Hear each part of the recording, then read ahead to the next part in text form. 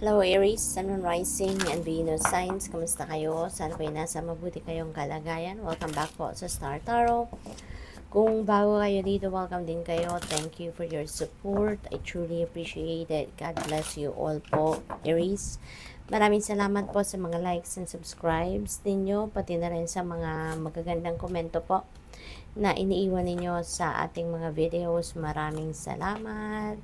Napakagaganda ng mga cards ninyo sa ngayon, Aries. Unang card ninyo, 10 of Cups. So this is happy family, no? Maganda, masaya ang pamilya at nagkakaintindihan na sa ngayon kasi since meron tayong dito, Three of Swords in reverse. So, siguro nagkaroon kayo rito ng hindi pagkakaintindihan with someone in the family. Baka kung sino man, no? Baka yung partner ninyo, yung asawa ninyo, anak ninyo, mga ganon, or magulang ninyo, whoever that is, no, na mahal ninyo. Mahal ninyo sa buhay, maaaring nagkaroon ng pag-aaway, meron hindi pagkakaintindihan, nagkaroon ng heartbreak, yung ganon, no? Kayo, rito baka na-cheat kayo, na-deceive kayo, yung ganun ba, no?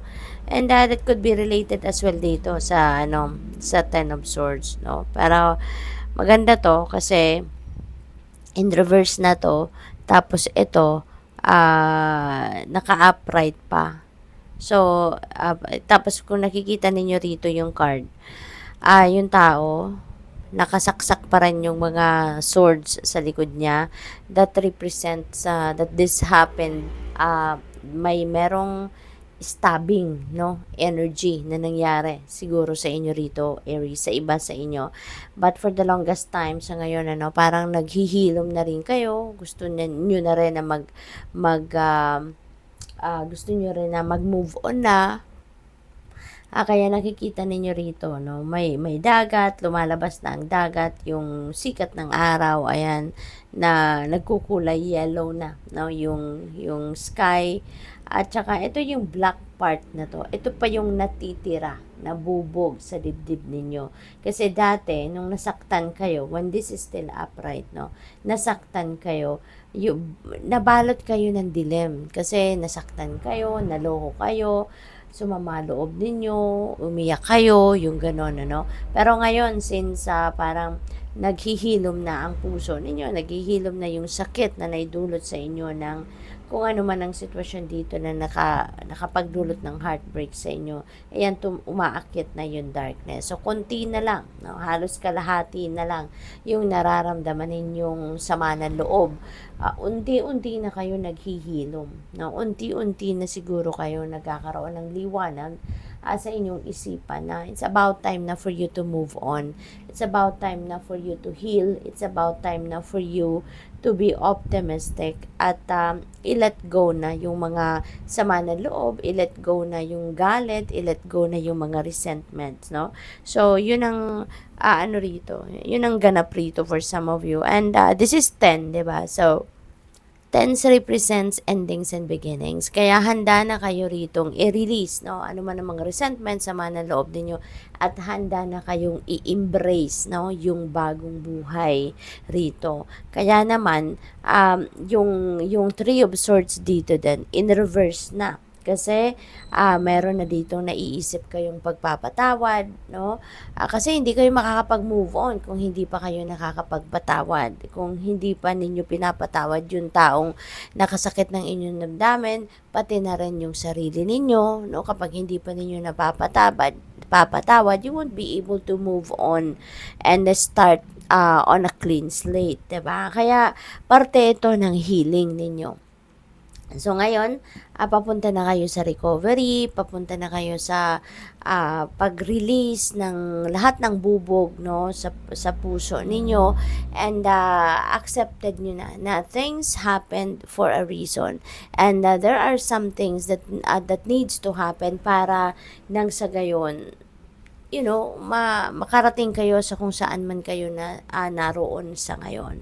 So that is all part of your soul's journey, of your life's journey, no? Na naka-design kumbaga ng divine universe. So since dito, no, papunta na kayo sa pag-heal, papunta na kayo sa pagbabagong buhay, at ito na yung mararamdaman ninyo, no? This is where you are heading, yung 10 of Cups. Ayan, kaya magiging masaya na ang lahat. Magkakaroon na kayo ng pag-aayos eventually, magkakaroon na dito ng mending, reconciliation, kung mayroon mang mga sama pa ng loob sa dibdib ninyo, unti-unti, magiging maayos na yan. That is going to fade away very soon, at magkakaroon na kayo ng domestic happiness, domestic bliss, magiging masaya na ang bawat isa sa pamilya, mas pipiliin nyo na rito ang pag-ibig, ang pagmamahal, no, sa mga kapamilya ninyo, no? Because anyways, 'di ba, ano man ang mangyari, family is still family. Nagkakasamaan man tayo ng loob, but still at the end of the day, we choose to still love our family, 'di ba? Kaya magiging masayang-masaya na kayo rito, no? Lalong-lalo na at meron din kayong mga blessings na paparating. Ace of Cups is a new beginning energy as well. So magsisimula talaga kayo ng bagong buhay, masaya, masayang pag-ibig, masayang pamilya, masayang bawat isa, masaya ang mga anak, yung ganon, no? Sa Ace of Cups din, maganda to, no? So since wala na yung negative energy, papasok na dito yung mga positibo, no, na energies. Papasok na dito yung blessings, papasok na yung mga abundance, prosperity, fulfillment, yung mga ganon, no.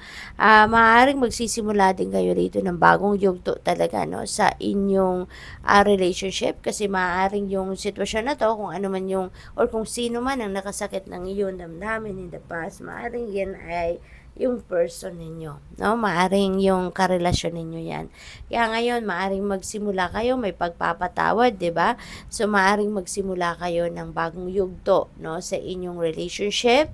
Maybe you're going to start again, no? Magpapatawad kayo at magsisimula kayo ng bagong chapter, no, sa inyong relationship. And yung mga biyayang paparating sa inyo rito, Aries, these are biyaya, that is more than enough para sa'yo, para din na makatulong ka pa rin sa ibang tao, no? With the Knight of Swords energy, and there are accomplishments dito na makakamit din kayo. May mga pinagtrabahuan kayo, no? Pinagtrabahuan na ngayon maa-accomplish nyo din.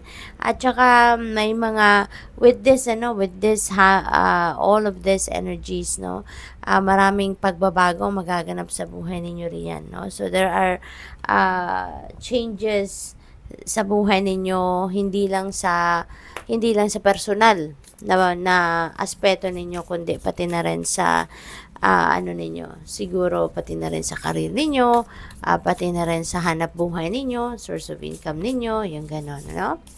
What else? We have love. Wow, ayan na nga. So, pag-ibig ang mamamayani rito, hindi ba? Sabi dito, negative thoughts and feelings are sabotaging your pursuit of happiness. We, your angels, are here to help you heal. Allow your healing light to flow through your heart. Consciously infuse each negative thought or feeling with love and light. Feel both your heart and mind aligning to your soul's sacred purpose and unleash your divine potential through the power of love. Ayan. So, dapat talaga, 'di ba, yung pagmamahal, yung pag-ibig ang lagi nating yun ang lagi nating mas i-project rather than negativity, kasi alam nyo naman na yung pag may negativity sa ating energies, yun din na ma-attract natin. But if we are projecting love, no, all the good things, no, ay maaaring dumating sa inyo, because love will attract a lot of good energies towards you then. So we have invitation. We, your guardian angels, ask you to invite us into your heart. Talk to us at any time. Share with us your fears and concerns, as well as your joys and pleasures. Ayan. So, mayroong panawagan sa inyo rito, no? May imbitasyon sa inyo ang inyong mga angels and your guardian angels to invite them, no, sa buhay ninyo. Gawin ninyo silang katropa, kumbaga, kaibigan, 'di ba? Na anytime pwede mong pagsabihan ng mga pinagdadaanan ninyo. Sabi rito, there is no need to be formal, for we have known you since before the dawn of time. In fact, we know you better than you know yourself, and we love you just as you are. Ayan, Aries. So, in other words, kilalang kilala ka ng mga guardian angels mo, kaya wag na kayong mahiya, na wag kayong mahiyang humingi ng tulong sa kanila, wag kayong mahiyang makipag-usap sa kanila. They are just a prayer away.